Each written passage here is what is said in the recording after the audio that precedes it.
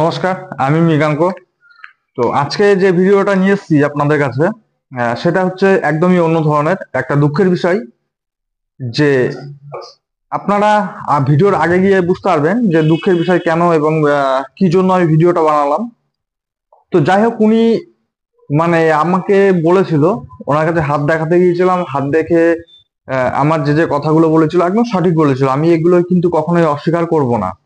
কিন্তু দেখুন, উনি কোনো কাজ করেছেন, হয়তো আমার ভিডিও দেখে অনেকেই গিয়েছেন ওনার কাছে কাজ করাতে, হাত দেখাতে গিয়েছেন। কারোর ক্ষেত্রে 50%, কারোর ক্ষেত্রে 60, 70, 80, 90, 100%ও কারোর ক্ষেত্রে কিন্তু বলেছে। কিন্তু কাজ করানোর ক্ষেত্রে তখন গিয়ে কিন্তু কাজটা হয়নি, সাকসেস হয়নি। তো বিভিন্ন ধরনের কথাবার্তা আমাকে বলেছে যে হ্যাঁ, তুমি এরকম ধরনের লোকের কেন ভিডিও আপলোড করে ছেড়েছো। দাদা, আমরা এত দূর থেকে গিয়েছি, বিভিন্ন ধরনের এত টাকা, কারো কাছ থেকে 5,000, 10,000, 8,000 এরকম করে কিন্তু টাকা নিয়েছে। তো সেই লোকটার কাছে কিন্তু আমি আমি যখন হাত দেখিয়েছিলাম, আমার যে ঘটনাগুলো বললো, তো তখন আমি বললাম যে দেখেন, আহ, আপনি আমাদের হাত দেখে কথা বলছেন। আমার আয়ুর কথা উনি বলেছিল যে এতদিন তুমি বাঁচবে, এতদিন তোমার আয়ু আছে। তো আমি তখন একটা কথা জিজ্ঞাসা করেছিলাম যে আপনি তো লোকের হাত দেখে আয়ু দেখেন, তো আপনার আয়ুটা কতদিন আছে? তো উনি তো তখন বলল যে আমার খুব জোর হলো 6 থেকে 8 মাস আমি বাঁচবো। তো তখনও কিন্তু আমি রহস্য ভেবেছিলাম যে হয়তো এটা মিথ্যে কথা বলছে। তো সেই ব্যক্তি কিন্তু আমাদের মধ্যে নেই।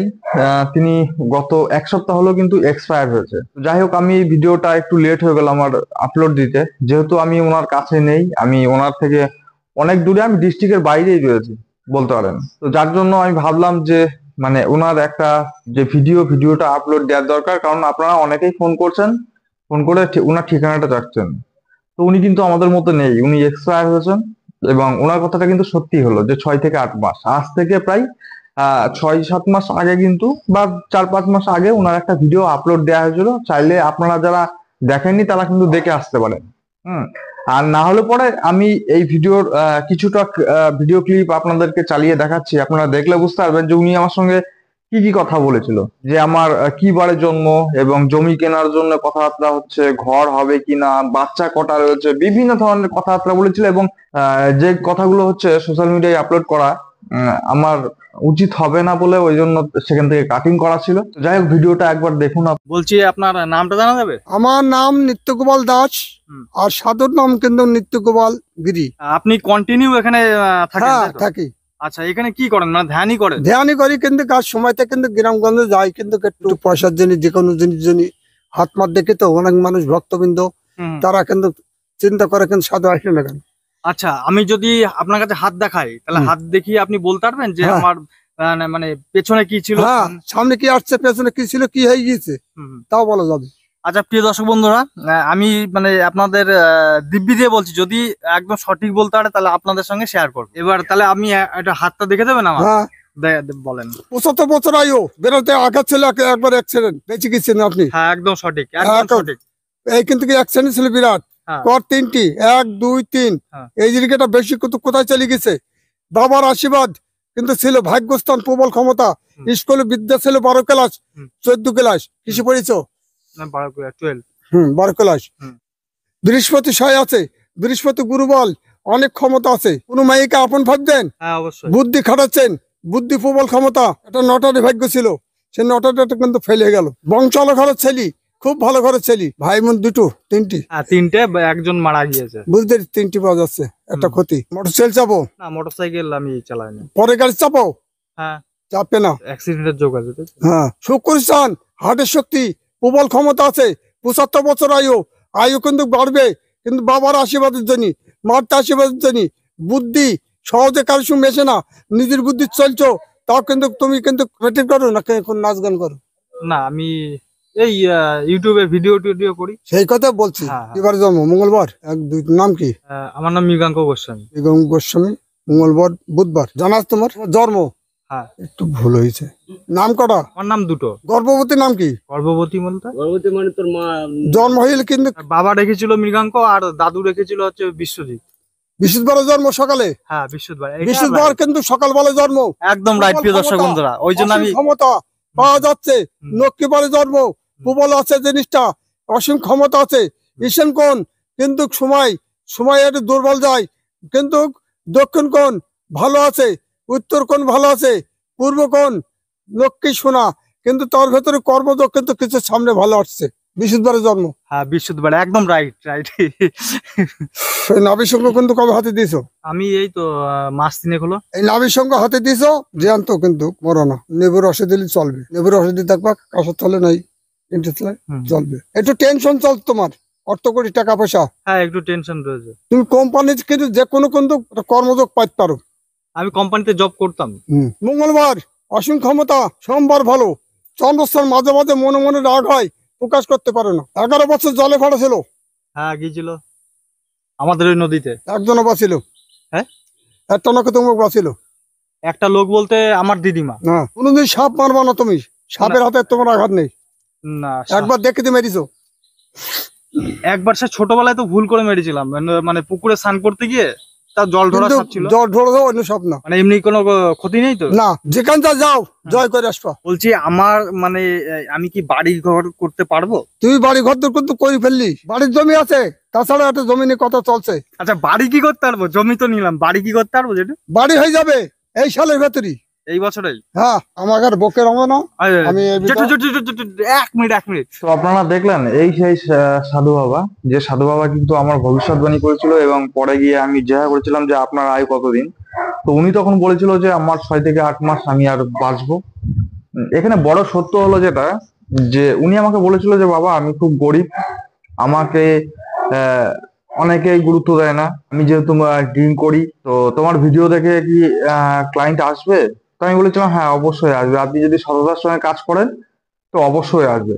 কিন্তু দেখুন প্রিয় দর্শক বন্ধুরা, আপনারা কি ভাবছেন ওনার সম্বন্ধে সেটা আমি জানি না। আমি চাই যে ওনার আত্মা যেখানেই থাকুন না কেন, ওনার আত্মার গতি হোক এবং ওনার আত্মা যেন শান্তিতে থাকে।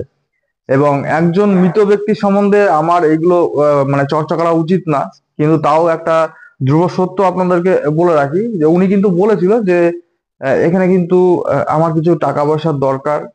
তো সেই জায়গায় আমি বলেছিলাম যে হ্যাঁ আপনি অবশ্যই নিতে পারেন, কিন্তু সততার সঙ্গে কাজ করবেন এবং কাজ যেন সঠিক হয়। তো এই কথাটা কিন্তু আমি বলেছিলাম, কিন্তু পরবর্তীতে দেখা গেল যে উনার যে কাজ, সে কাজ কিন্তু একটা লোক অন্তত আমাকে বলেনি যে দাদা আমার কাজ হয়েছে। প্রত্যেকটা লোকের একই কিন্তু রেজাল্ট, যে দাদা আমার কাজ হলো না।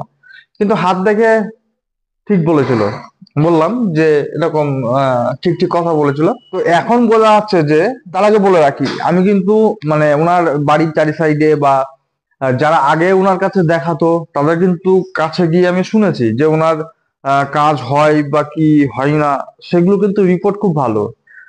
যে ওরা বলেছে যে হ্যাঁ উনি যে কটা কথা বলেন এবং সত্যি কথা বলেন, আর একদম সঠিক বলেন, এবং কাজ যেগুলো করে সেগুলো কিন্তু একদম ঠিক হয়।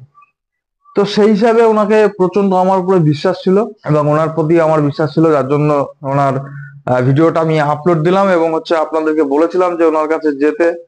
যাই হোক, কিন্তু কাজ হয়নি, সেটা দুঃখের বিষয়, কাজ হয়নি। এটা এর জন্যই হয়তো যে ওনার মৃত্যুর সময় চলে এসেছিল, আর মৃত্যুর আগে কিন্তু কিছু ঘটনা দেখায় মানুষের সঙ্গে ঘটে, যেটা দেখলে পরে বোঝা যায় যে তার অন্তিম সময় কিন্তু চলে এসছে।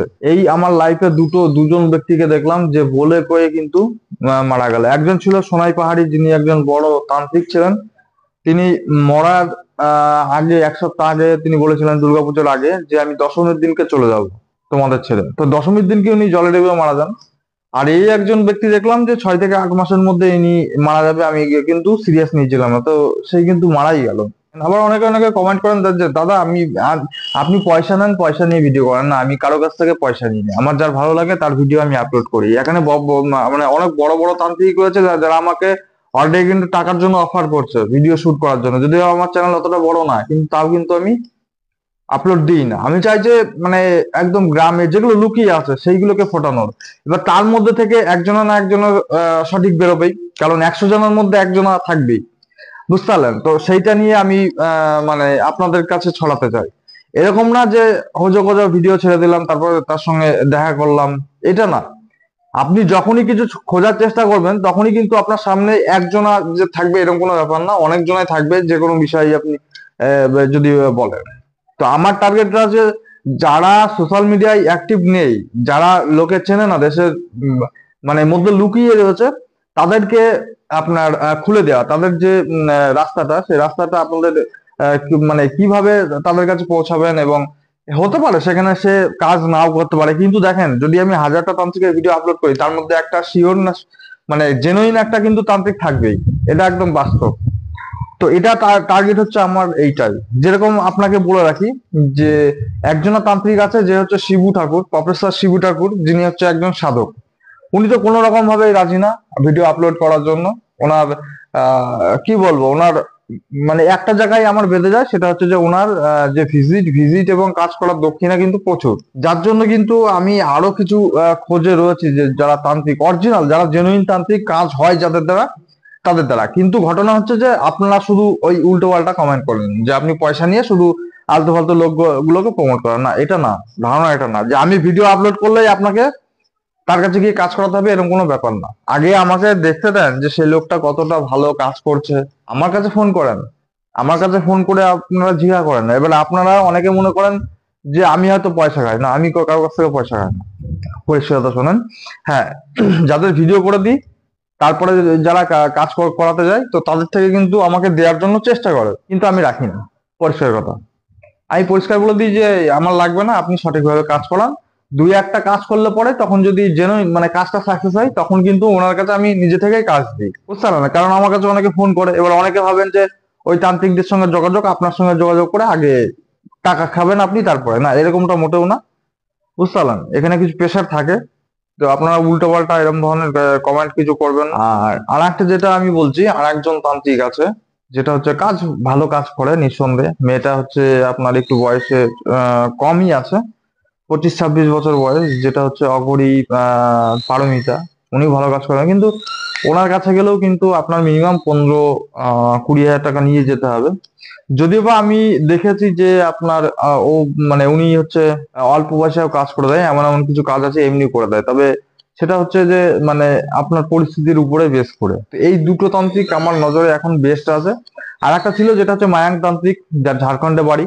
তো আমি বলে রাখি, ঝাড়খণ্ডে যার বাড়ি তার বাবা কিন্তু এখন মানে মারা গিয়েছে, কদিন হলো মারা গিয়েছে, তা উনি কিন্তু ঝাড়খণ্ডে গিয়েছে, বুঝতে পারলেন? তো ওনার কিন্তু অনেক কাজ আমার কাছে পেন্ডিং রয়েছে। তো আপনারা হয়তো খারাপ ভাববেন যে দাদা টাকা পয়সা উনি নিয়ে এরকম ধরনের কাজ, বা আমি টাকা পয়সা নিয়ে কাজ কেন একটু ওয়েট করেন, উনি আসবে, অবশ্যই আসবে। যখন আসবে আপনাদের সঙ্গে ঠিক কন্ট্যাক্ট করে নেবো, বুঝতে পারলেন? তো কাজগুলো আপনাদের অবশ্যই কিন্তু করিয়ে দেবো। তো যাই হোক, ভিডিওটি আজকে এখানেই শেষ করছি। আবার দেখাবে নেক্সট ভিডিও, ততক্ষণ আপনি ভালো থাকুন, সুস্থ থাকুন, ধন্যবাদ।